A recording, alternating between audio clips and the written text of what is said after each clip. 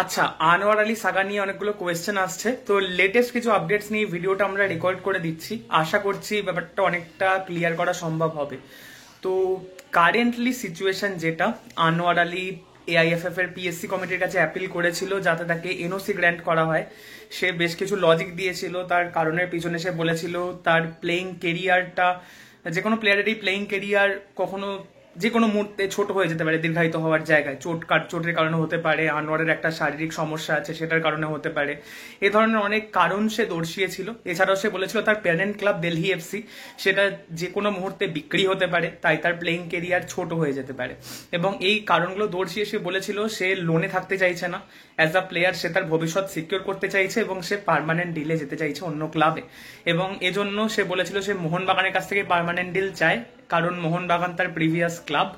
But Mohun Bagan তখন বলে যে তারা পার্মানেন্ট ডিল দেবে না, কেননা তারা অলরেডি একটা 11 কোটির প্যাকেজ এগ্রি করেছে 4 বছরের জন্য দিল্লি এফসির সাথে, যেখানে আনোয়ার এবং দিল্লি এফসির সই রয়েছে।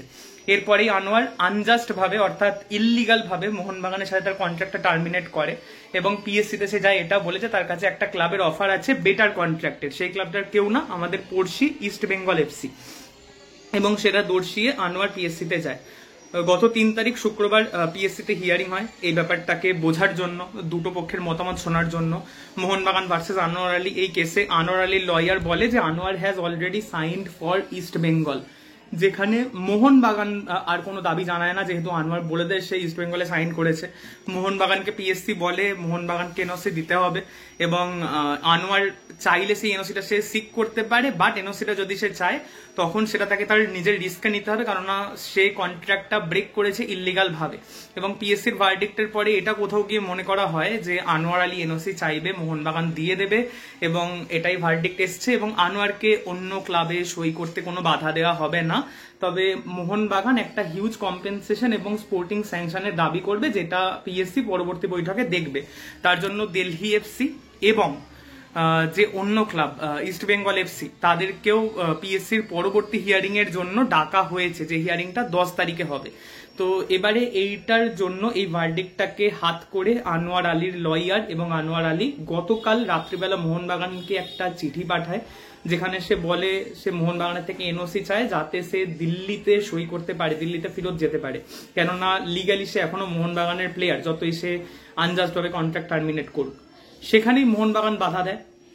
মোহনবাগান পিএসসির এই রায়টার বিপক্ষে যায়, তারা একটা স্টে অর্ডার চায়। কেননা মোহনবাগান বলে যে আমরা যদি কম্পেনসেশন না পাই, আমাদের দিক থেকে কোনো ফল্ট নেই, তাহলে আমরা প্লেয়ারকে এনওসি দেবো কেন।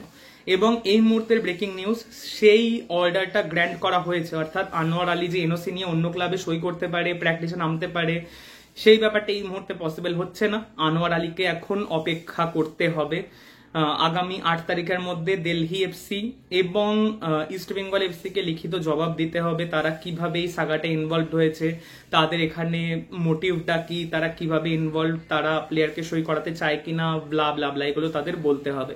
এবং 10 তারিখে পিএসসির পরবর্তী হিয়ারিং।